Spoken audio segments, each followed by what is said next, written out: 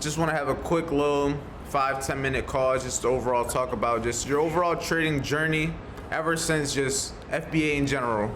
So I just want to start off basically by asking, how was your trading like before? Like before you ever met me, before you started learning any of the concepts, what was your journey as of then? Well, I knew there was money to be made. My perspective of the markets changed when I learned that you can make money going down instead of just going long, for the shorts. So I ended up buying a momentum stock. It's called a penny stock course. I'm not gonna say no names, but I did penny stocks, and that I didn't have like an actual mentor. It was just a course. There was someone doing live trading, couldn't talk, so I was machine gunning entries, didn't really have a strategy. And I remember like linking up with you or seeing your stuff on Instagram, and I was like, oh shit, like he actually is catching solid trades. Now back then you weren't as good as you are today, but you were still net profitable over the long term. And I remember you going to Mexico on a vacation, and I was like, okay, I didn't want to. I like to stick with one thing and stick with it, but what I was doing beforehand was not working. I seen your concepts, and I was like, I gotta follow Andre. Like, I see the potential that your trading had and the type of entrepreneur you were. So that's where my trading journey kind of started. I've been trading for 5 years, but actually trading the way you trade, 3 years. That's what I like to hear. Just 1% a day. What would you say has changed in terms of how you were trading then versus now? Like, because I know the differences, but to anybody else, like, what has been the main differences and changes to see, like, essentially to get to where you are now? Because if you would have kept doing what you were doing, I don't want to never say you would have never made it to this point in terms of the education, in terms of how far you've come, in terms of where you were to where you are now. But what were the key things that, in your opinion, that changed for the better or for the worse? Community, talking to actual traders, even if some of these traders were not yet funded. Being around individuals who were trading the same instruments that I was looking to trade, US 30, Dow Jones, or NASDAQ, and seeing how they place their trades and then comparing, because if I was taking a trade and I wasn't being disciplined, like my counterparts, I could get in for a trade keeps going down, get stopped out, while my counterpart waited, got in for the entry, had enough cushion for drawdown, and then caught a winning trade. Mm-hmm. So being in a community was probably one of the main factors for the reason why I improved the way I have. So just seeing other people's trades on the charts, and then seeing how everyone's like, hey, journal, holding each other accountable almost, so that's another reason why I went from just really being a bad trader to being a disciplined great trader. And the future is still 1%. Every day, only moving forward. Like, even let's just talk about the one trade today, because I haven't talked to you too much on the trade. I just seen it from the screenshot you sent earlier. But if you just want to talk about how, like, that's a trade that it was based off of what I seen, it was a crazy entry. And like you said before, there was a point in time where you were looking at me like, oh, I want to be able to catch these types of trades.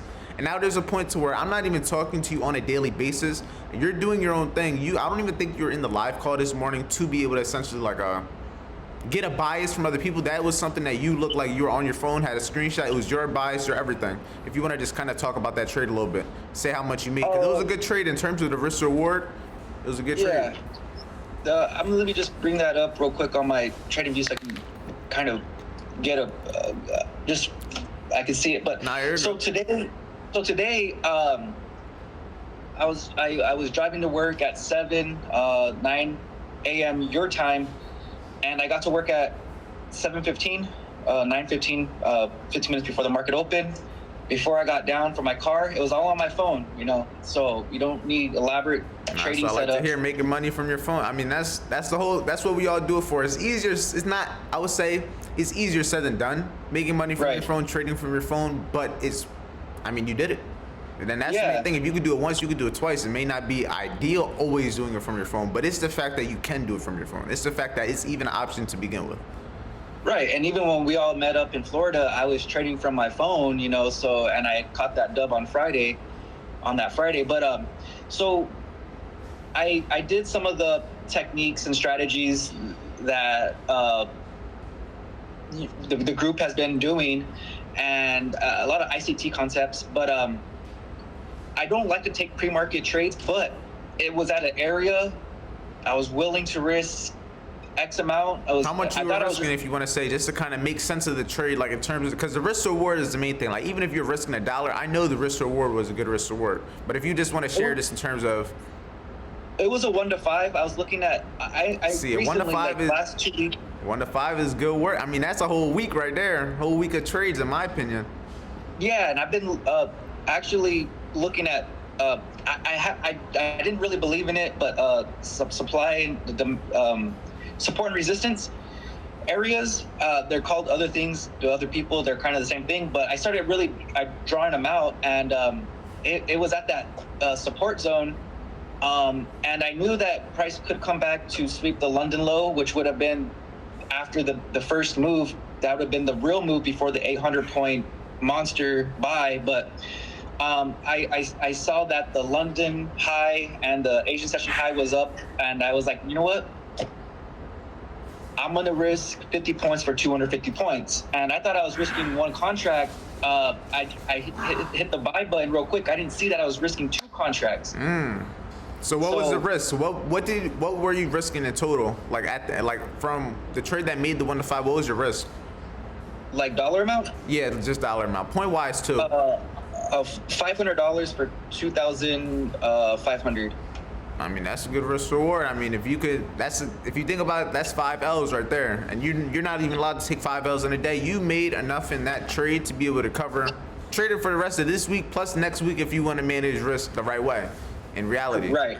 And that's good. It's all about risk reward. That's the main things that I teach you guys. That's the main thing that most people got to understand, that strategy and system is amazing, but without proper risk reward, without proper risk management, that's what's going to allow you to continuously make money. Because now, even if you take a loss, you easily recoup it. If you take 3 losses in a row, you're still in profit from this one trade. And then if you catch another trade, even if it's not a 1 to 5, say you risk 500 again and you make 1,000, which is just a 1 to 2, which is very attainable.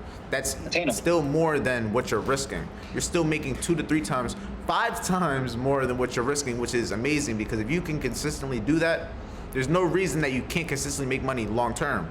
It's just a matter of doing that more than less. Losses are gonna happen. We understand that. You've gone through losing streaks. I've gone through losing streaks, but we've both also gone through winning streaks, because we've seen the potential of both doing the same exact thing.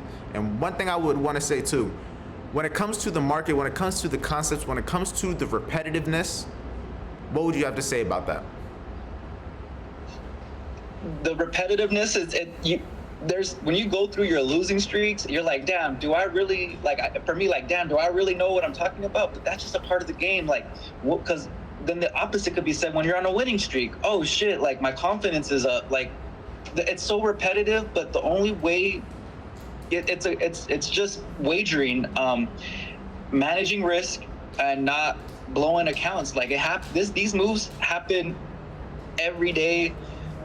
Whether it's a trending day, it's a ranging day, whether it's a choppy day, you got to understand there's really only a couple of things that these candles can do, and it's just about knowing, doing it so much that your experience going forward on a day where the market still has to play out, you're going to be confident placing a trade, and then breathing through the trade to make sure that your TP2, TP3, TP whatever gets hit, and breathing through a loss, because, man, you know how it is, the revenge trading in the very beginning, it's hard to break that habit, and I feel like I've gotten past that, but there's some days where it's 30 minutes later and I've already had my one loss, and I'm like, I want to take another trade, but that's just wishful thinking. Do I actually have a sound trade idea, or am I just, oh, the market's up, short it, because the market keep going up, so That's fact. it's one of the things, just got to be, just manage your psychology, manage your emotions, And just follow the stick process. to the Just strategy. just following the system, following a process on a daily basis, whether it's following a process to stay emotionally in control, whether it's a process when it comes to finding a way of getting in and out of a trade, whether it's a process to managing a trade you're already in. It's just every day we're following a process that's likely going to yield us the same result, which is at the end of the day, we want to be able to make money. And how do we make money trading? By winning trades consistently and making sure we win more than we lose. So, I mean, for you, you're doing good. I mean, for the week, it's only Monday also that we're recording this. So a $2,500 trade, risking $500. $2,500 in a day is cool.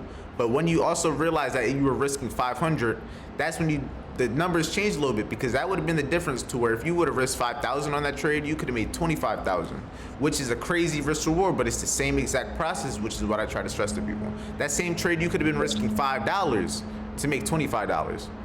But it's all just numbers. It's just the same process. If you could do it once, you could do it twice. There's no reason that you can't possibly catch another 1 to 5. If not tomorrow, sometime next week, maybe by the end of this week, you can end off the week maybe at $5,000, maybe even $10,000. You never really. It's all about just following the process. We can't control the result. All we can do is manage risk, and then whatever happens afterwards is just a byproduct, and that's exactly what we do every day. Every day, man. Consistency. That's what I like to hear. We only gonna go up. I appreciate your time, Martin. Next time I would talk on a little testimonial call. I want to hear $10,000 week, $5,000 in a trade. Because if you can do it risking 5 to make 25, the risk reward is there. If you're risking 1,000, that goes from you already making 2,500 in a trade to a 5,000 right there. That's just an extra 500 in reality. It's not like you did anything different. You already did it once. Yeah, just same trade, just up the contract size. That's all it is. Same process. And if you can find a process, if you have a process that works, there's no reason to try to make a new one. If it ain't broken, don't fix it. But I appreciate your time, Martin, and until next time.